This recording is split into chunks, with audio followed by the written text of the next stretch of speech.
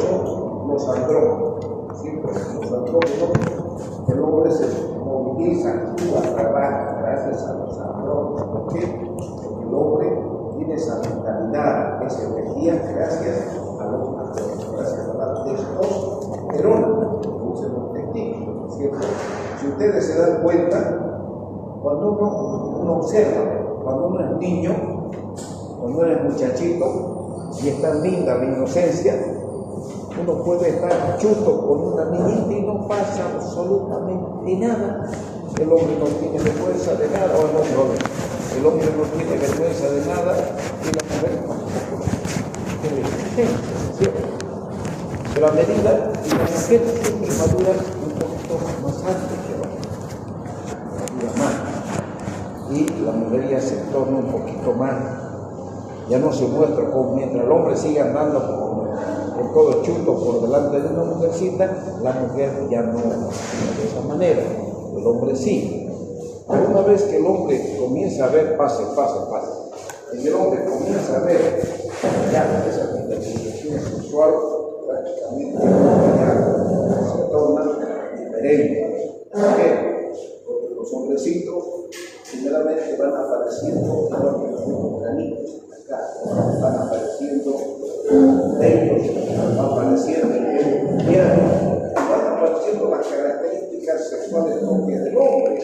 Luego la voz, la musculatura, la actividad física, el hombre quiere correr y quiere hacer todo, quiere manifestarse. ¿Por qué? Porque la testosterona está comenzando a dominar en el organismo de ese hombre. Entonces, sin darse cuenta, el hombre comienza a sentir una transformación. Y eso sí, los que tienen, por ejemplo, hijos o los que tienen hermanos, y ustedes mismos acuérdense, cuando tenemos más o menos 10 años, 9, 10, hoy ni nosotros mismos nos queremos, ¿cierto? Hombres, andamos medio fríos, medio fríos, porque sentimos esa transformación. Tal vez ustedes ni se acuerdan porque son viejos, ¿no? ¿Cuántos años tienen ustedes? 24 años. Entonces, ya no creo que se acuerden qué pasaba cuando estaban comenzando a entrar de su niñez en su adolescencia, ¿cierto? Esa transformación propia del hombre. Entonces, ahora vamos a hablar solamente de los hombres. ¿Ya? Entonces, existe el eje hipotálamo hipofisiario gonadal, todo se entrelaza. Desde acá arriba, acá abajo tiene mucha presión de los testículos. ¿Por qué? Porque el hombre sin testículos no, ¿cierto? ¿Se acuerdan? Yo les decía, ¿quién quiere librarse de que opere de próstata? ¿Quién quiere no tener cáncer de próstata? Bueno, yo primero lo saco los testículos y te garantizo que no va a tener. ¿Por qué? Porque antiguamente los grandes, los reyes, entonces que viajaban, que tenían su reino, ellos mismos elegían a los más lindotes y creaban una compañía, un batallón de eunucos. Castraban y dejaban a la reina protegiéndola y ningún hombre podía entrar a la casa del rey, nadie. Había un jefe de eunucos. ¿Por qué? Porque quería proteger a su reina. Entonces los reyes sabían que sin testículos el hombre no funcionaba. Entonces tenían que cuidar, porque antes de la guerra no había aviones para ir de aquí hasta los Quito, no había, tenían que ir a caballo y acompañados de su ejército a pie. Entonces la guerra duraba 1 año, 2 años, 3 años, hasta que el rey volvía a ver a su reina. Vaya a saber si la reinita se aguantaba o no se aguantaba. Entonces tenían que dejar su ejército o su batallón de eunucos, cuidaban a la reina. Y en ellos se descubrió que la próstata era una patología no dependiente, porque ninguno de esos eunucos tuvo problemas prostáticos, no tenían problemas para orinar, no tenían cáncer de próstata, pero tampoco había procreación, no había relaciones, no había relaciones sexuales. Entonces, fíjense lo importante que es el eje hipotálamo hipofisiario gonadal, donde la testosterona, el estradiol y la LH y la FH prácticamente juegan un papel muy importante, ¿cierto? Fíjense, aquí existen sustancias que modulan la secreción de la hormona viverina. Yo solamente traje esto, ¿por qué? Porque existen, todos tenemos las prostaglandinas. Hoy en día los urólogos, cuando veamos bajo más adelante las prostaglandinas, nosotros utilizamos, yo he utilizado mucho prostaglandinas inyectados de programina, papaverina y prostaglandina en los penes para crear erecciones artificiales en los hombres para que puedan tener una relación sexual. Pero fíjense, aquí tenemos los esteroides sexuales. Y aquí hay una palabrita que dice esteroides.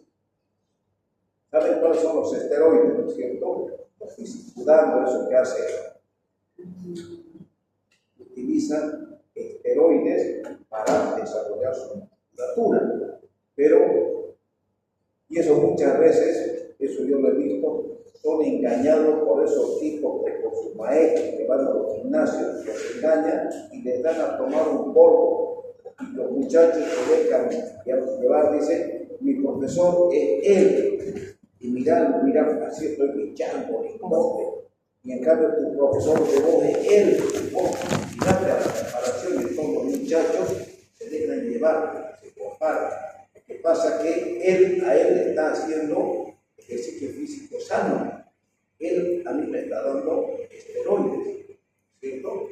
Entonces, anabólicos, anabolizantes, que hacen pinchar los siguientes, los músculos y les dan una urea, no sé qué chilería más. O sea, les dan una serie de mezclas que alteran, fíjense, tiene una actividad negativa e inhibidora sobre la testosterona, sobre el estímulo sexual en los jóvenes. Entonces, están haciendo un daño tremendo. Lógicamente, a Dios gracias, ese uso de los anabolizantes en la gente joven no es eterno, quiere decir que no lo fregaron por toda la vida. Una vez que dejan eso, el hombre tiene que dejar de utilizar esos anabolizantes para que pueda recuperar su vitalidad sexual. Pero que le hacen daño, claro que sí, tiene mucho daño. Entonces, ¿qué podemos decir de infertilidad? Hay que, para ver y corregir una infertilidad, hay que identificar y corregir las causas reversibles, las cuales estén ocasionando una infertilidad. Por ejemplo, aquí mi amigo se casó y un año de relaciones sexuales, pero no embarazoso. Algo raro pasa, que la no puede embarazar.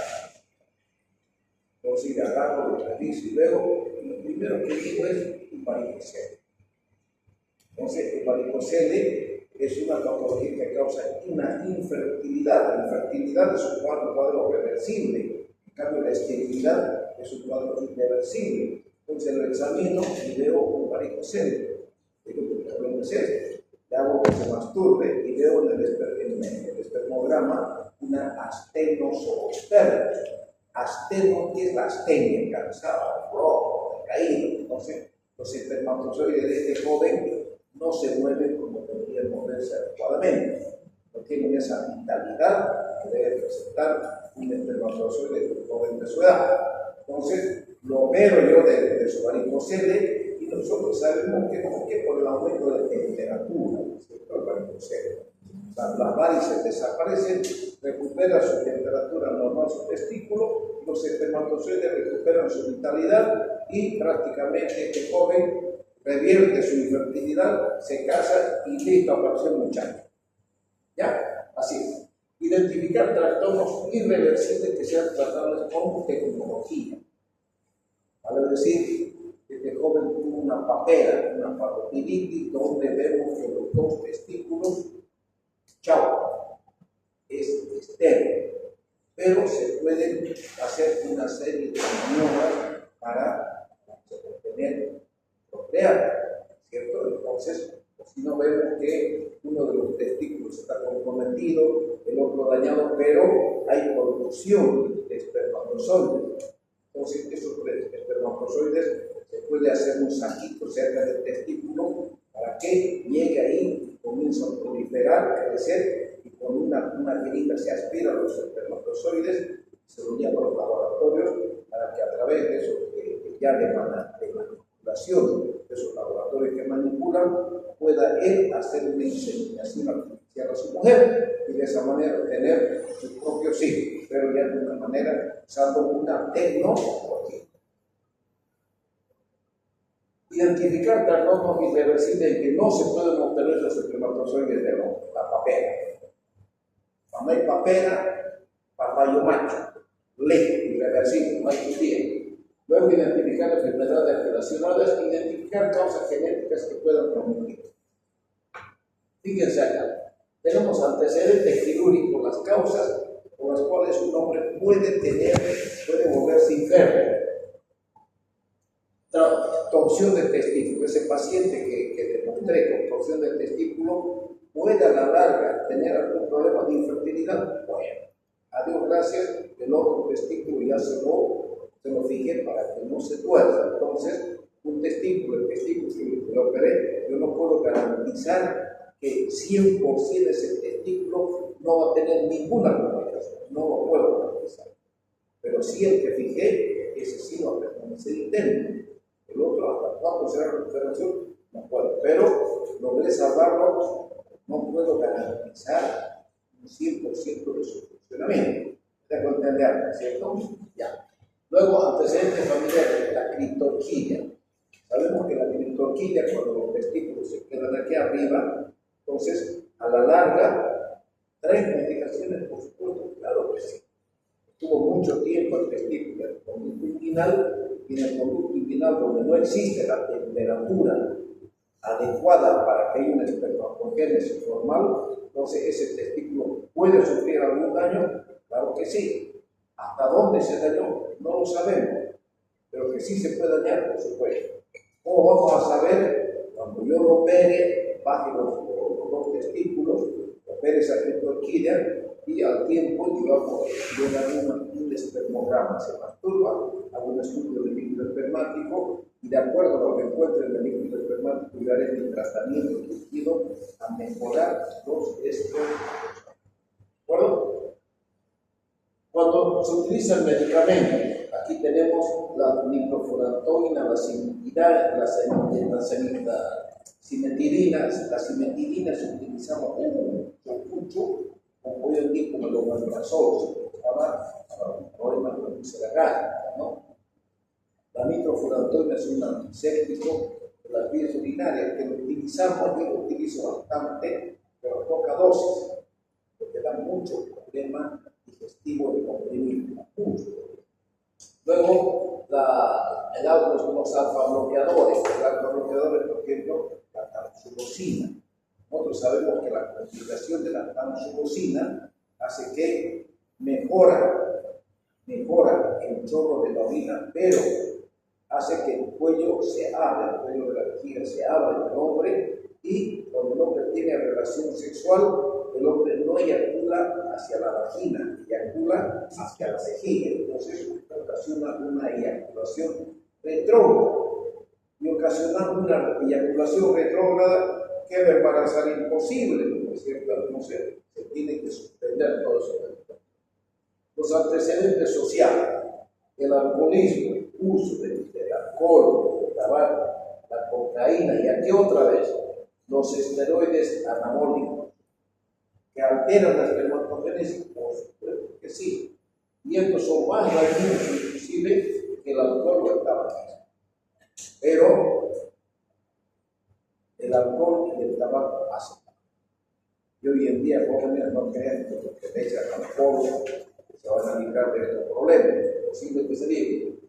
Y los antecedentes ocupacionales, por ejemplo, exposición a la radiación ionizante, los que trabajan en el calor, los que trabajan en condiciones, la exposición excesiva al calor, daña los testículos, por supuesto, es cierto. Bueno, antecedentes.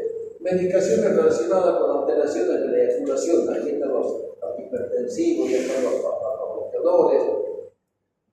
Otros que alteran la cocaína, el tabaco, la marihuana. Aquí le voy a contar una cosita. Los esteroides hemos hablado, y aquí esta partecita, exposición exposición frecuente a teléfonos celulares encendidos. Entonces, mis queridos jóvenes, aunque ustedes crean que no hace daño, por supuesto que hace daño. Si nosotros sabemos que yo con mi celular no debo dormir pues, en mi velador. ¿Por qué? Porque viste la adicción, siempre el celular te da el. Entonces, hay que dejar el celular, cuanto más lejos uno para dormir, mejor. No hay que dormir con el celular. Así que los jóvenes, si hace daño a esto, pues no va a hacer daño a esto.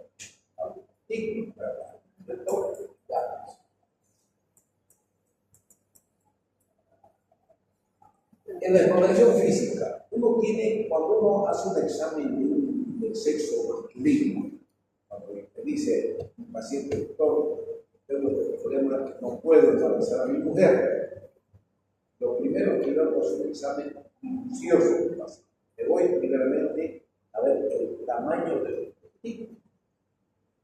Nosotros los urólogos tenemos un orquidómetro. El orquidómetro es un aparatito que mide el tamaño de los testículos que va de acuerdo a la edad. Lógicamente, eso yo no hago pues examen de rutina, todo, no. La cara que ven, imagínense, doctor, me duele mi espalda, vení tu orquidómetro, aquí. Y solo lógicamente lo veré a todas las circunstancias, ¿no? Entonces, pero hay unos kilómetros que nos miden cuando los testículos son muy pequeños. Cuando vemos nosotros, ahí tenemos que palpar minuciosamente los epidídimos y ver, seguir el conducto diferente hasta donde podamos seguirlo para ver cómo es ese conducto diferente que se está haciendo. Pero el tamaño de los testículos es muy importante, más que todos los antecedentes quirúrgicos que haya tenido ese joven, que además tuvo algunos antecedentes de alguna aquí, ¿entienden? Entonces, bueno, no les voy a decir qué tamaño tiene que tener sus testículos, su mespostero, ya. Cuando uno palpa el testículo, uno tiene que ver primeramente la consistencia, el tamaño del testículo, el epidídimo, y fíjense, aquí están los conductos diferentes, y esto es importante. ¿Se acuerdan que yo les mandé una fotografía a ustedes de un varicocele derecho, que es muy raro? Varicocele generalmente siempre es izquierdo. Raro es el derecho, ¿por qué? Por una compresión portal. Hay un gran tumor de que uno se acuerda que les mandé todo, inclusive les mandé la fotografía del testículo del varicocele del lado derecho. Entonces, estas venas dilatadas del cordón espermático hace que aumente la temperatura del testículo y provoque astenozoospermia. Luego, es también importante ver cuando hay hipospadia. La hipospadia, lógicamente, va a causar infertilidad, por supuesto que sí. Fíjense, si el semen en esta situación o acá, va a girar para abajo. Entonces, el semen nunca va a llegar al fondo de la vagina, ¿no es cierto? Entonces, tendré que operar esta uretra, la voy a llevar a cabo. También son técnicas de la especialidad, son técnicas hermosas, bonitas. Es lindo operar un hipospadia. Todavía lógicamente en niños, en viejos no he visto. ¿Por qué? Porque hoy en día ya tempranamente se envían al médico para la solución, ¿no? En viejos hipospadia. Ahora, he visto hipospadia traumática en un viejo, sí, que se coloca una sonda y se va rasgando hasta que el nervio se ubica acá. Pero esos viejos tienen 70, 75 años. ¿Para qué no vamos a operar? Van a embarazar, van a querer tener relación sexual, han estado con sonda mucho tiempo, se dañaron, se operan de próstata. Lo importante en esos pacientes es que buscar la calidad de vida. Mientras orine bien, defeque normal, lo demás es ganancia. ¿Cierto? Ya de 75, 78, 80 años para arriba, todo es ganancia. Todo es ganancia. Ya. Luego es importante el análisis del líquido seminal. Nosotros cuando hacemos el análisis del líquido seminal tenemos que indicar que es muy importante cómo se realiza la recolección del líquido seminal. Generalmente tiene que tener una abstinencia de 48 a 72 horas, pero no lo voy a decir A ver, ¿cuándo fue tu última relación sexual? Hace una semana, doctor. Ese líquido, ese semen no sirve. Entonces le digo, bueno, si sos casado, tenés novia, o sos soltero, o te vas a casar, no sé, tal vez nunca has tenido relación sexual, pero yo necesito saber cómo está bien diseminado. Le digo, nada, masturbar, hacer lo que querrás, necesito que saques ese semen de ahí, por vía natural, sea, y una vez venida la relación sexual hoy día, entonces, mañana, pasado mañana, dentro de 2 días o de 3 días, necesito que vayas al laboratorio a masturbar. Ese líquido seminal es el que necesito. 7 días, 5 días seguidos, no sirve para hacer un espermatozoide. ¿De acuerdo? De 48 a 72 horas de abstinencia sexual. 15 días no sirve ese líquido seminal. Bueno, la recolección del semen, aquí recolección de 48 a 72 horas. Característica física, el semen es un coágulo que se diluye de 13 y 30 minutos después de la eyaculación. La cantidad de más o menos viene de un centímetro y medio. Cuando hay un volumen bajo, cuando hay una eyaculación retrógrada o cuando hay una eyaculación incompleta. Cuando se masturban, yo siempre le mando al IBC, porque para mí es el mejor laboratorio para hacer no parece que los papás no conozcan, bueno, pero hacen ese examen, pero ¿por qué? Porque le dan una cajita de Petri especial para que recolecten el semen, cosa que en el momento de eyaculación, cuando viene el momento del orgasmo, el hombre tiene que eliminar el semen, llegue, se recolecte todo el semen y nada se pierda, nada se caiga para abajo. Entonces, la concentración mínima debe ser de menos de 20 millones, hasta 20 millones por ml, por mililitro, se considera normal. ¿Qué quiere decir? Yo tengo 80 millones, ¿está bien? Con 80 millones por mililitro estate feliz y contento. El de acá tiene 20 millones, con 20 millones prácticamente hasta ahí se acepta y se considera normal como para que él pueda embarazar a su pareja en condiciones normales. Pero ya con 10 millones la cosa cambia. Entonces hay que hacer un tratamiento para aumentar la cantidad de espermatozoides, ¿cierto? Luego es importante la cantidad de espermatozoides que se mueven. O sea, el informe del espermatozoide indica, va por tiempo. A tales minutos el 50% del espermatozoide ya no se mueve. A medida que va pasando el tiempo, los espermatozoides van muriendo. Todo se informa un buen espermograma. Las características físicas y variables son la citología. Es importante que el espermatozoide tiene una cabeza, tiene un cuerpo, una parte media y tiene su cola, pero puede tener una serie de malformaciones. Entonces, cuando hay un buen porcentaje de anómalos, entonces eso es malo, quiere decir que están teniendo muchas espermatozoides inmaduros, están sabiendo que están produciendo. Entonces, algún problema hormonal está viendo en ese paciente que está ocasionando esta anomalía. Dentro de los análisis del laboratorio hay que hacer un examen del semen, o sea, la fructosa seminal, y el análisis de la cosa y eyaculación es muy importante. Les decía que la fructosa viene y nos muestra la vitalidad de la vesícula seminal. ¿Por qué? Porque la fructosa está esperando, si me permite la expresión, está esperando que lleguen los espermatozoides a la vesícula seminal, porque es donde se almacena. No es verdad que habíamos dicho que los espermatozoides se producen en el testículo. Pasan al epidídimo, donde se quedan 48 horas. En 48 horas el epidídimo madura en el epidídimo, en el espermatozoide. Y luego de haber madurado en el epidídimo, por peristaltismo, buenas noches compañeros, por peristaltismo el espermatozoide tiene que ir hasta llegar a la vesícula seminal, donde se almacena la cantidad de espermatozoides que vayan llegando pero comienzan, si me permiten ustedes, a nadar en tos, de la vesícula seminal, que es rica en fructosa, que es muy importante. Cuando se llena la vesícula seminal, si me permiten la expresión, entonces una gran parte de ese espermatozoides, fíjense, de la vesícula seminal, del epidídimo, el conducto diferente llega a la vesícula seminal, ¿cierto? Ahí lo llevamos los espermatozoides, se almacena en la vesícula seminal.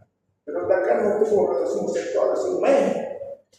Entonces, los testículos todo el tiempo están produciendo espermatozoides. Entonces, una buena parte de los espermatozoides de la vesícula seminal sale por el conducto eyaculador y atraviesa la glándula prostática y llega cerca del veno montano. Entonces, esos espermatozoides ya se juntan, se unen con el zinc que produce la glándula prostática y están esperando a salir. Nosotros sabemos, los varones, que el líquido seminal tiene que salir de alguna forma. O nos masturbamos, o cuando estamos durmiendo lindo, nos soñamos con la lindota de la esquina, la verdad, siempre en la calle, siempre en el barrio.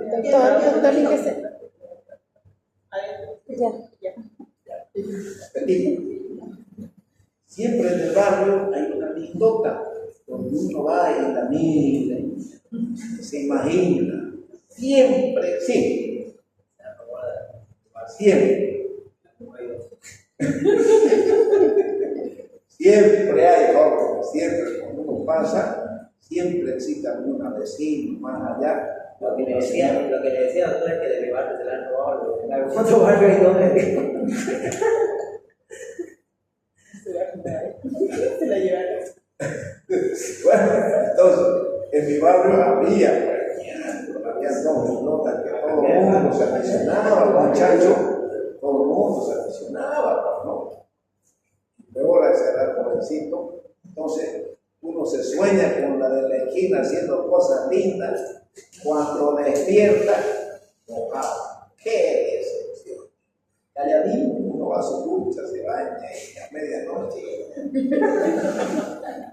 Pero eso es una cosa fisiológica, eso tiene que salir de alguna forma, no puede quedarse eternamente, ¿entiendes? Eso es algo. Entonces, los jóvenes sabemos lo que nos pasa, ¿verdad?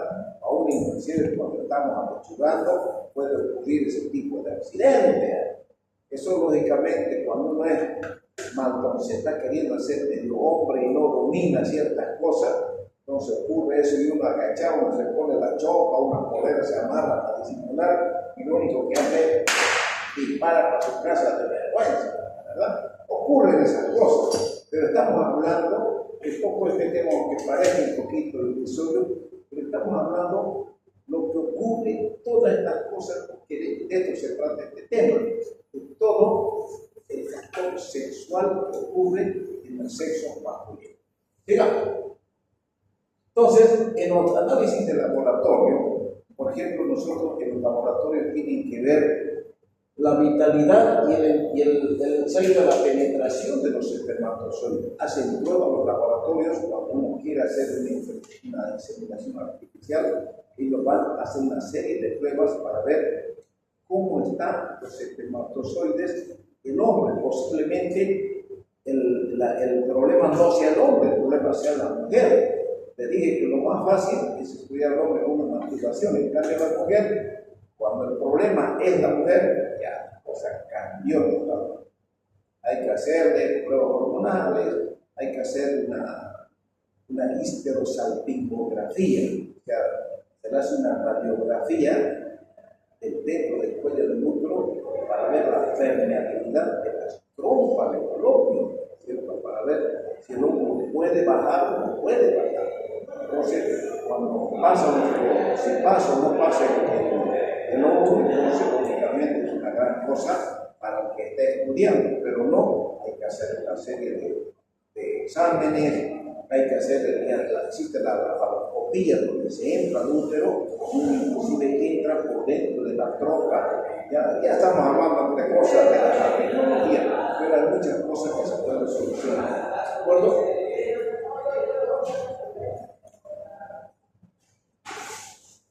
En la evaluación hormonal, cuando nosotros vemos un paciente, una serie de problemas, puede ser impotencia sexual, puede ser disfunción sexual, o puede ser infertilidad o esterilidad, siempre nosotros tenemos que hacer un estudio hormonal.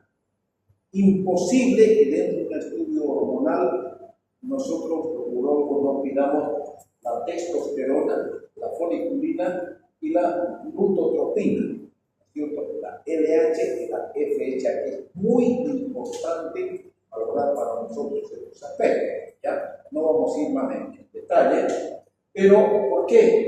Porque existe una serie de pruebas genéticas que el hombre puede acarrear como consecuencia hereditaria que nos impidan tener una buena fortaleza hormonal y más que todo desde el punto de vista sexual en el hombre. ¿Por qué? Se hace un estudio cromosómico en el hombre, a ver qué puede acarrear. Por ejemplo, la mutación de la mucomicidosis, análisis de las microeliminaciones de cromosomas, en fin, ya estamos hablando de una serie de pruebas genéticas. No quiero darle en detalle todo esto porque no es para ustedes, pero sí tienen que saber que nosotros, los urólogos, estudiamos, hacemos pruebas genéticas al hombre cuando vemos que el problema es serio en el paciente. Siempre se parte de lo más importante, de lo esencial. ¿Tener erecciones? Sí. ¿Tener relación sexual? Sí. Lo revisamos el pene, todo está normal, no hay hipospadia, la oreja está normal, los testículos están normales, masturbar. Se masturba, los espermatozoides son normales, la vitalidad del número, todo es nuevo. Ya. Él sabe, pero si el hombre tiene una serie de situaciones complejas, entonces tenemos que ir a ver todo este cuadro, que muchas veces el urólogo no piensa que el urólogo sabe todo. Cuando hablamos de pruebas genéticas y pruebas hormonales, nosotros recurrimos a los endocrinólogos que nos ayudan cuando vemos los casos. Entonces, dentro de las pruebas complementarias pedimos un análisis de orina y siempre pedimos un cultivo de semen, examen de líquido seminal, cultivo y antibiograma para ver si hay alguna infección, si no hay alguna prostatitis y más que todo si no hay enfermedades de transmisión sexual. Ya saben que la Neisseria, la clamidia y la tricomonas nos pueden alterar la líquido seminal, ¿cierto? Hay que hacer una prueba de ecografía. La ecografía Doppler es muy importante para hacer una ecografía del escroto. El escroto está en lo que rodea al testículo. Ahí voy a ver al testículo, voy a ver la irrigación del testículo. Si no hay alguna masa tumoral, si no está el varicocelio, si la irrigación prácticamente es normal. Una ecografía transrectal de la próstata me va a mostrar cómo es la próstata, la disposición, voy a ver los productos eyaculadores, etcétera, que lógicamente eso me va a animar a pensar que los productos eyaculadores están permeables, no hay ningún problema. Ahora, aquí nos vamos a detener un poco. ¿Se acuerdan que yo les dije, mis queridos jóvenes, que la biopsia testicular, la única indicación para hacer biopsia testicular es para estudiar la esterilidad sexual, la esterilidad en el hombre? No para diagnosticar el cáncer de testículo. El que me ponga biopsia para cáncer de testículo es esta clase. Nunca me respondan, ¿de acuerdo? Entonces, ¿qué hacemos nosotros? Fíjense, tenemos un testículo, el testículo derecho y izquierdo. Entonces, cuando mi paciente tiene azoospermia, o sea, los testículos son normales, el epididimo es normal, y hay azoospermia. Azoospermia quiere decir que no hay ni un solo espermatozoide, pero el testículo, el tamaño es normal, el epididimo es normal. hay que ver si tiene antecedentes, un accidente de bicicleta, un golpe, un trago, una pelea, vaya a saber. Entonces, yo abro los dos testículos, testículo derecho, testículo izquierdo, marco y abro el testículo, saco el parénquima testicular, eso se coloca en un frasquito de vidrio que se llama con solución de Bowen. No le pongo, no lo voy a colocar. Solución de Bowen, pongo testículo derecho y doy un puntito en X, cierro, aquí saco lo mismo, biopsia testicular con solución de Bowen, testículo izquierdo, testículo derecho, ya está. Y agarro, funciono el deferente, este equilibrio, funciono el deferente, los dos deferentes, y agarro, los dos testículos tengo en la mano. Entonces agarro, inyecto medio de contraste y se llama deferentovesículografía. Entonces, ¿para qué? Para que me vea la permeabilidad del conducto deferente. Ese contraste va a llegar por el conducto deferente a la vesícula seminal.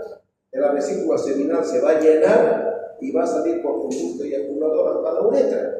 Entonces, ese estudio me va a dar la permeabilidad del conducto de las vías enfermáticas, ¿cierto? Son vías enfermáticas permeables, quiere decir que está bien, pero entonces, si la permeabilidad es normal, solo me queda esperar el estudio histopatológico de la biopsia testicular. Cuando los testículos son normales y hay asospermia, entonces quiere decir que el conducto está cerrado, no hay dónde perderse, ¿cierto? Entonces, eso lógicamente, cuando se cierran los conductos, que sea diferente principalmente, eso se opera, se saca la zona estenosa, se hace una microcirugía, se recanaliza. Pero se hace ese estudio, ya. Y además la biopsia siempre debe ser bilateral, nunca estudiando solo un techo. Ahora, tenemos las causas de infertilidad. Entonces, cuando hablemos, mis queridos jóvenes, de insuficiencia renal, vamos a hablar de insuficiencia renal, prerrenal, renal y congrenal. Vamos a ver. Entonces, aquí también existe la infertilidad de causa pretesticular, testicular y posttesticular.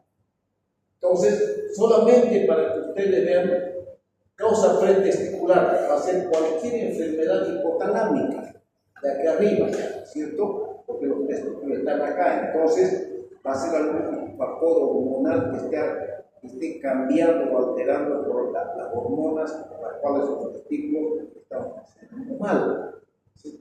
Pretesticular. Y hay, por ejemplo, hipogonadismo central, anosmia, testículos pequeños, en fin, una serie de patologías, pero existe una causa pretesticular, donde existe una disminución de la testosterona, LH y FSH. La prolactina puede estar normal, ¿ya? Entonces, hay que hacer un tratamiento de la infertilidad, hay que hacer un reemplazo de LH y FSH entre los 12 y los 18 meses. Esto no les voy a preguntar, solamente les voy a noticiar, pero tienen que saber una cosa grande, grosera, que hay causa pretesticular. Ya, nada más, para no emborrachar. Tenemos enfermedades sistémicas, esto sí, jóvenes, se me anota. Dentro de las enfermedades sistémicas que causa pretesticular, tenemos la insuficiencia renal, la cirrosis hepática. No les voy a preguntar a ustedes qué pasa en la insuficiencia renal. Hay disminución de la testosterona, aumento del FSH, LH, aumento de la prolactina, nada. Solo quiero que sepan que está la insuficiencia renal, la cirrosis hepática, la radiación y los medicamentos. Los medicamentos tampoco no les voy a preguntar en detalle todo ello, no. Pero puedo yo decirles, denme ustedes un ejemplo de gonadotoxina. Apréndase. El alcohol, las drogas, la simetilina. Aquí, ¿qué es más fácil para ustedes? El alcohol. Son drogas, son medicamentos, ¿no es cierto? Son medicamentos que si uno ingiere puede alterar. ¿Ya? La drepanocitosis. La drepanocitosis nos puede causar una disfunción hipoficiaria. Hay alteración de los eritrocitos y puede haber infartos y hay una reducción de la espermatogénesis. La drepanocitosis, la diabetes, anomia.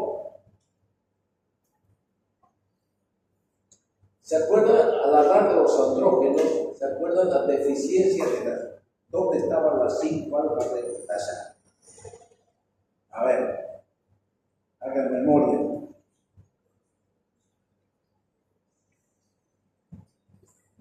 Cinco alfa reductasa. El último de esta regla, a ver. ¿Cómo? Ya, a ver, ¿qué sabes de las 5 alfa reductasa?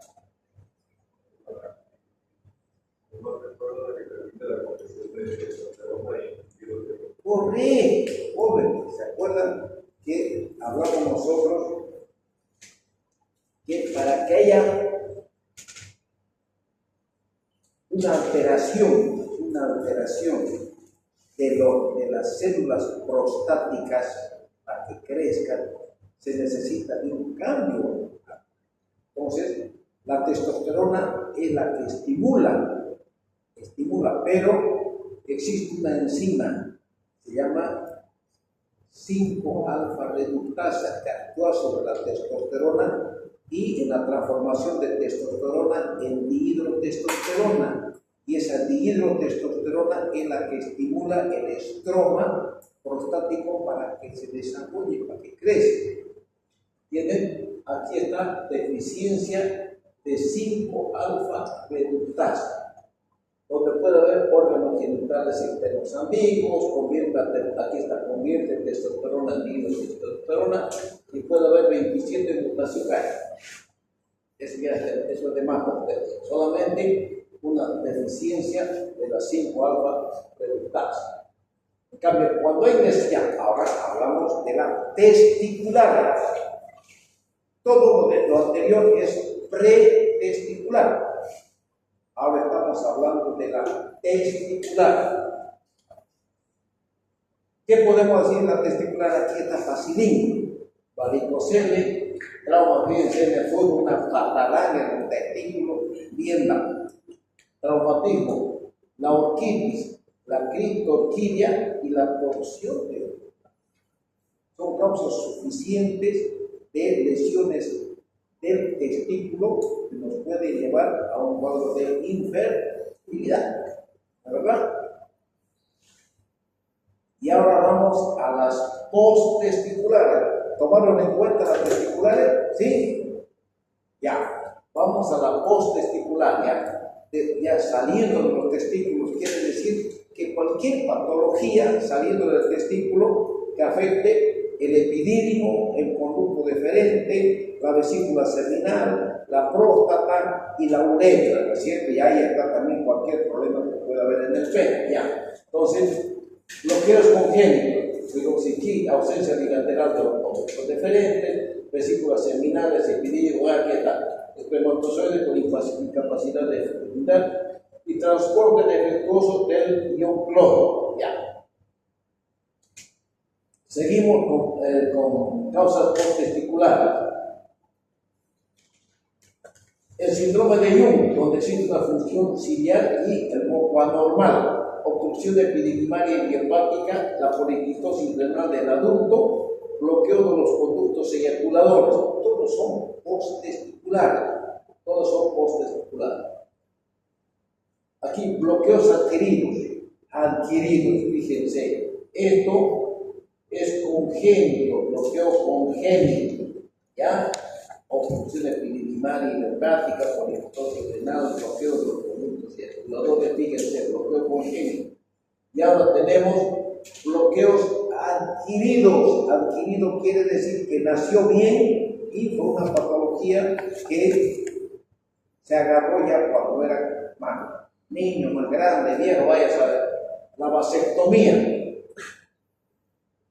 la cirugía de ingle de la hernia. La hernia como complicación puede causar alguna infertilidad, por supuesto que sí, es una diferencia, ¿cierto? Y las infecciones bacterianas, principalmente de Escherichia coli. Saquen una fotito a él, que pueden venir preguntas. Ya les dije, les voy a preguntar cosas gruesas, no les voy a preguntar detalles. Porque necesitamos sacar más nota, ¿verdad? Ya. Doctor, una consulta. ¿El tema de la vasectomía es reversible? 100% Reversible. reversible. Ahora, lógicamente, ¿para qué hablar? ¿Hasta los cuántos años de hecha la cirugía? No, a ver. Les voy a hablar de un poquito de la vasectomía para que sepan. Cuando van a mi consultorio, van gente joven de 34, 38, 40 años. Es plata que yo gano, pero a mí yo quiero que no se haga la vasectomía. ¿Por qué razón? Porque esta canas quiere decir que ya he vivido harto y he visto muchas cosas a lo largo de la vida. ¿Y por qué les aconsejo que no se haga la vasectomía? Porque cuando a veces ocurre que tu mujer se muere por tener dos hijos, ya está vasectomizado. Bueno, ¿qué es lo normal? 40 años, 42 años, está en la plenitud de tu juventud. A tener 18 años, por supuesto, 42 años está todavía activo 100%. El hombre busca mujer. Tenés derecho a reanudar tu vida porque tus hijos te dan cuenta. Y la mujer que te quiera no tiene que quererte con tu hijo más. Pero la mujer por naturaleza, busca la maternidad, busca ser madre. Por más que digan, no, yo me caso, pero ni loca me voy a embarazar, seguro, pachochi. No existe. La mujer se casa, ¿por qué? Porque quiere ser madre, ¿cierto? Que se puede controlar, sí, pero en un momento va a llegar el hombre, la mujer, desean un hijo. Y es lo más hermoso que pueda haber. Entonces, vos quedarte viudo con tus dos muchachos, 42 años, tenés que casarte.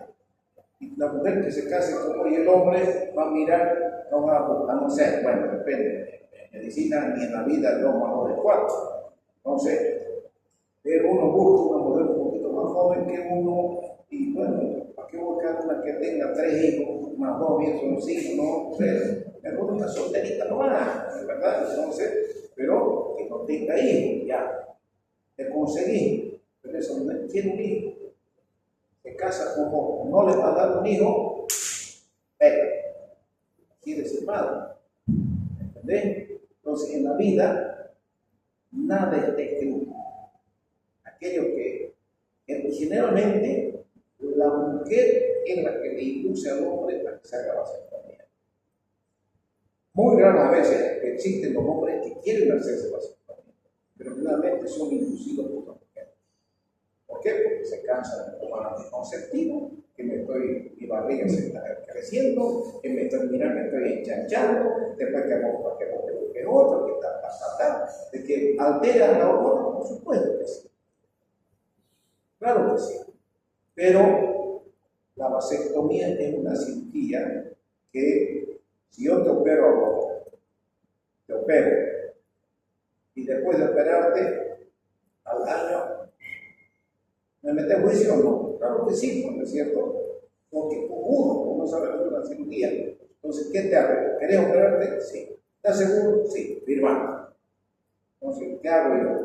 Los conductos diferentes son estos.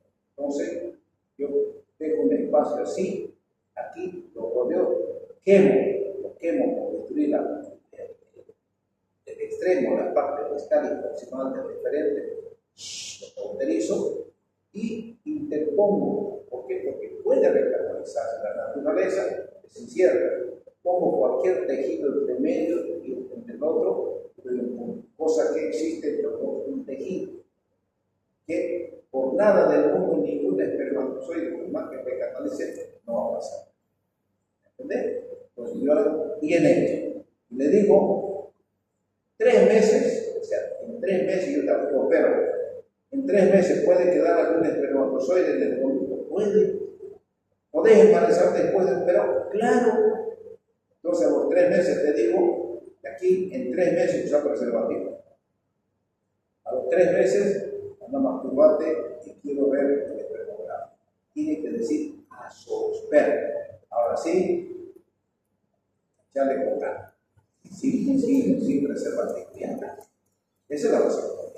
Pero he visto eso, ya vienen, cuando te hacen su vida, quieren volver a hacerse ¿por qué? Porque están presionados por la mujer, y la mujer tiene razón, claro que sí.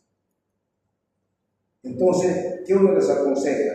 Existen tantas maneras de controlarse, ¿no es cierto? Tanto por parte del hombre como la mujer. Hay hormonas, una tabletita que también, la té de cobre. Hoy en día ya la té de cobre no es como la que se utilizaba antes. Antes usaba una té de cobre y te escuchaba por el momento de la relación, era bella, ordinaria, no era obvia, sino que recién estaba en proceso de utilización. En cambio, hoy en día las cosas han cambiado, se utiliza un dispositivo intrauterino que no interfiere ni molesta para nada en una relación sexual. Entonces, hay maneras de cuidarse. Son la té de cobre, cuando está bien puesta en el dispositivo efectivo 100%, eso lo puede utilizar sin ningún problema, con la diferencia de que la mujer tiene que ir a su control ginecológico cada 3 o 6 meses, a ver que la té de cobre esté bien puesta y sigue resultando, ¿no? ¿Por qué? Porque también, cuando está mal puesta, yo he sacado 4 té de cobre de la vejiga, así con su calculador. ¿Sí? Extraño. Ya eso ya es otra historia, ya me hiciste desviar. Pero, jóvenes, es eso, cuando uno habla de la vasectomía, la realidad es eso. Entonces, cuando son muy jóvenes, yo les digo, no. Pero si acá tiene 50 años ya, y se casa por cualquier año, ya tiene 4 hijos, ya 50 años, ya está cerca de ser viejo, entonces, métanle afuera, o sea, corte diferente, pero si tuviese unos 40 años, no lo veo. La vida es incierta, y eso los datos de la vida libre. Todo se movió, pero puede divorciarse, se divorcia la mujer, pilla otro, lo que sea, se va y te dejó, y bueno, ¿qué hacer tu vida? Bueno, ya está vasectomizado. La mujer te dijo que te haga vasectomía y te dejó. Y ahora, que las cosas son así. Yo he visto de todo, como años que vengo trabajando en este campo. Entonces, por eso les digo, jóvenes, pues no bien les desanimo, no te acuerdo. Tuviese 55, 58, ya, para que también vieron que va a estar teniendo hijos, va a salir uno medio así, otro no. Los hijos hay que tenerlos jóvenes, ¿verdad? Digamos. Bueno, aquí tenemos trastornos de la movilidad de los espermatozoides. Tenemos el síndrome de los cilios inmóviles. ¿Qué quiere decir esto? Cuando yo llegué de Brasil, me gustaba a mí este campo. Y yo trabajaba en la caja costanera en Guaracache. Y había el doctor Hugo Antero Lenzo. Bueno, le dije, hagamos este trabajo, hagamos. Yo hice un curso de antropología, terminé la especialidad de Estado. Entonces, hice un curso de antropología aparte de la especialidad. Entonces, tuvimos una señora que tenía problemas, ella, no él, ella. Entonces yo lo preparé al hombre y le dije, no hay ningún problema, ella parece que tiene el problema. Entonces, él preparó muy bien a la mujer, en metodología de ovulación, supo cuándo ovula, Les pregunté a ustedes cuándo es su ovulación. ¿Saben cómo se determina la ovulación? A ver, pregunta para la mujer. ¿Cómo se sabe la fecha de la ovulación? A los 14 días después de la primera menstruación. Ovulación. 14 días después de la menstruación. ¿Cómo? A los 14 días después de la primera menstruación. ¿No? ¿Cómo se sabe cuándo? ¿Usted sabe cuándo ovula? Exactamente. ¿Por qué? Hay cambios en la mujer, creo. Claro, pues eso por eso. Aumenta la temperatura corporal, hay una secreción de moco. No, eso son para las condiciones para embarazar. Para saber la fecha, y ustedes jóvenes mujeres tienen que saber. Se toma la temperatura basal de bien despierto. Ustedes abren los ojos en la mañanita, el termómetro. El día que ovule va a subir medio grado de temperatura. El día de su ovulación. Pero eso tiene que coincidir durante 3 meses. No sirve que usted se tome, fue a orinar y igual, ¡ay, mi temperatura! Vuelva a su casa. No sirve. Ni bien abrió su ojo, termómetro, ahí en su cama, toma la temperatura. Y ahí va a saber su fecha de ovulación. Pero tiene que todos los días durante 3 meses. Entonces, encuentra su fecha de ovulación y usted prácticamente, ahí usted puede tener un ritmo de saber cómo cuidarse para no embarazar. ¿No es cierto? Porque nosotros luego existe la regla, ustedes saben la regla de Ojino Naus. Ojino Naus era un japonés. Se cuenta el día primero, el día 14 y el día 28, que es el ciclo menstrual. Entre el primero y el 5 son los días rojos, ¿no es cierto? Entonces hay una fase estrogénica, del 1 al 14, fase estrogénica, y del 14 al 28 es la fase progestacional. ¿De verdad? Cuando se supone que el 14 es el día de la ovulación. Entonces, esos son días ideales para embarazar en la mujer. Les decía cuando comenzábamos la clase, es que para las condiciones para que la mujer pueda embarazar, tiene que estar en su día fértil. El moco fecal, el moco que rodea al óvulo y el moco que está dentro del cuerpo del útero se hace más ralín. Entonces, por ejemplo, en su día 9, en su día 8, si ustedes mantienen una relación sexual, el espermatozoide se va a encontrar con un moco espeso que no le va a dejar avanzar y eso va a morir. En cambio, cuando esté en el día fértil, el moco se hace más ralín, más fluido y los espermatozoides les facilita su traslado porque van, te decía, desde el fondo de la vagina, todito el útero, entran a la trompa de Falopio y en el tercio medio lo encuentran el óvulo.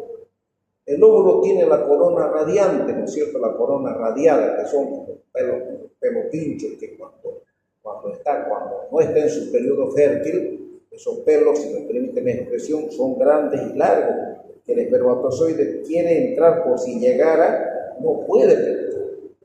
Pero cuando está en su día fértil, esa corona radiada se achica, se hace mucho más cortita, entonces hace que el espermatozoide llegue a la membrana ovular y penetre en el óvulo y ya está. Entonces son cambios que ocurren fisiológicos en la mujer en un día fértil. Pero ese día fértil ustedes lo detectan sabiendo el día de su ovulación. De ahí ustedes cuentan, son 3 días antes y 3 días después de la ovulación. Puede ser el día, no siempre es el día 14, puede ser el día 12, puede ser el día 10, ¿sí? Mi mujer yo no sabía que había sido el día 10. Y agarré 9. Ve. Se fue que se embarazó y bueno, no sé qué está la vida. De todas maneras, hay que saber la fecha de ovulación para ustedes, porque nota muchas veces tienen muchos problemas con los hormonas. Pero si ustedes detectan este día, ustedes saben que ese día utilizan preservativo, sale su fecha exacta de ovulación y ahí no hay problema. Entonces, les decía siempre, el síndrome de los sitios inmóviles, esta señora, yo lo preparé al hombre, ella lo preparó a la mujer, le dije, bueno, tengan relaciones sexuales, ya tengo listo el toro, le dije, yo también tengo lista el toro. Man, sabíamos el día de educación, sabíamos todo. Y métale compañero. Agarró pensando que se embarazó la señora cuando vino con menstruación. Y ahora, entonces, el síndrome de los ciclos inmóviles significa que puede que la mujer tenga una reacción antígena en el cuerpo de la mucosa vaginal a los espermatozoides del marido.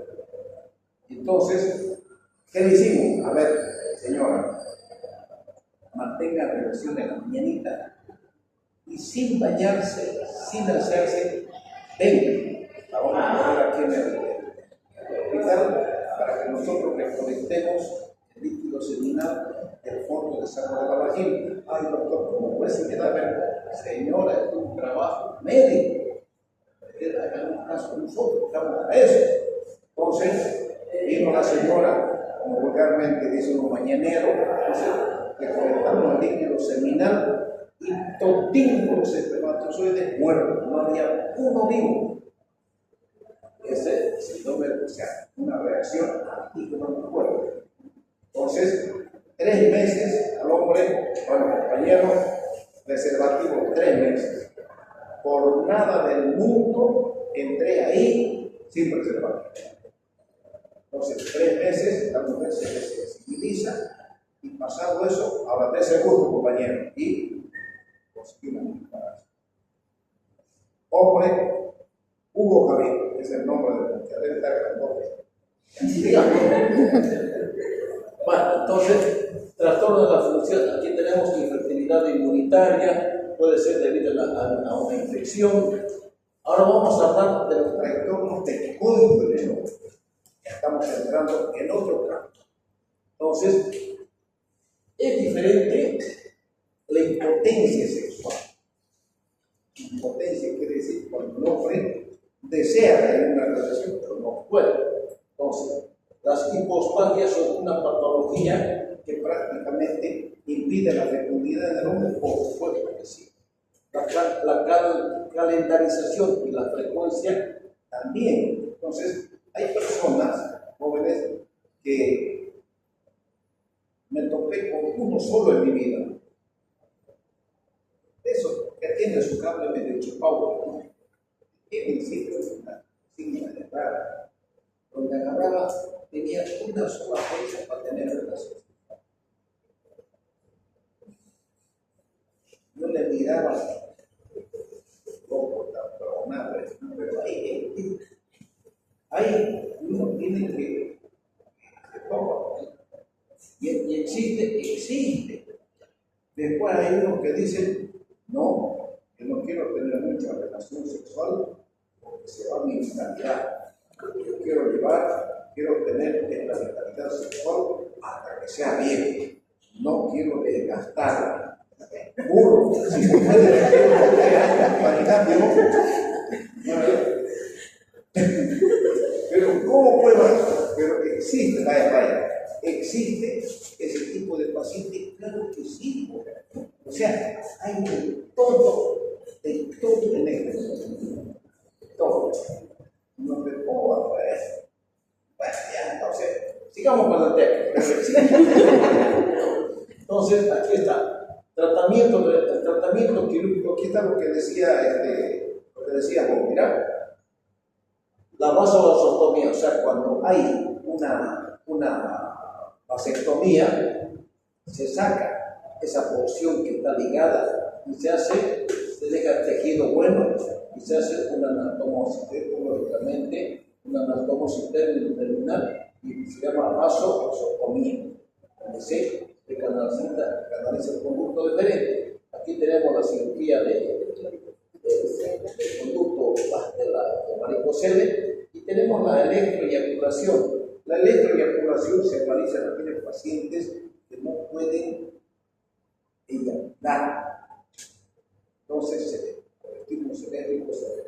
se estimula. La verdad que yo nunca he hecho este tratamiento, nunca. Pero ya eso está lógicamente.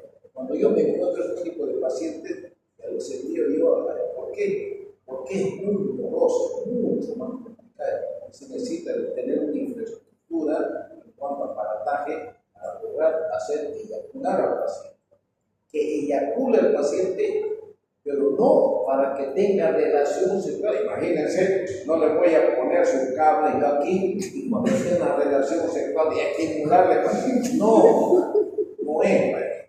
Es para que el hombre eyacule, recolectemos nosotros el semen y hagamos una inseminación artificial en su mujer para que tenga su propia descendencia. ¿Están entendiendo? A ver, ahora, los tratamientos aquí tenemos, por ejemplo, de la recuperación de los espermatozoides. Es lo que les decía, al lado del testículo se forma una pequeña bolsita, un saco, se juntan los espermatozoides y luego se hace un aspirado con una jeringa, se aspira los espermatozoides y esto se lleva, se entrega a aquellos médicos que hacen inseminaciones artificiales, tratamiento in vitro, en fin, tantas cosas, ¿la verdad? Ya. Luego tenemos el tratamiento quirúrgico, la orquidopexia y la ablación superficial. Esto es el tratamiento, fíjense, si yo les pregunto, tratamiento quirúrgico para la infertilidad, tratamiento quirúrgico, orquidopexia, recuperación de los espermatozoides y ablación superficial. No les pregunto más. Ahora, tratamiento de infertilidad sin cirugía, estamos hablando de tratamiento clínico, el uso de fármacos, la inseminación intrauterina y fecundación in vitro. Sáquenle una fotito, o si se me ocurre preguntarlo. Porque esto, o sea, a ver, si se dan cuenta, mis queridos jóvenes, son conceptos grandes. No me estoy yendo a cuento del piojoso, tan minucioso, no. Pero que se sepa que existe tratamiento sin cirugía de la infertilidad, así como mediante la inseminación, el uso de fármacos y una fecundación in vitro. Ya está. Eso es lo suficiente, pero ustedes tienen que saber. ¿Cómo es la fisiología de la erección peniana? La erección peniana, mis queridos jóvenes, es un reflejo. Es un reflejo que funciona por una serie de estímulos. El Viagra en la mujer, y el mejor consejo que le doy a ustedes jóvenes, que veo que jóvenes como ustedes toman Viagra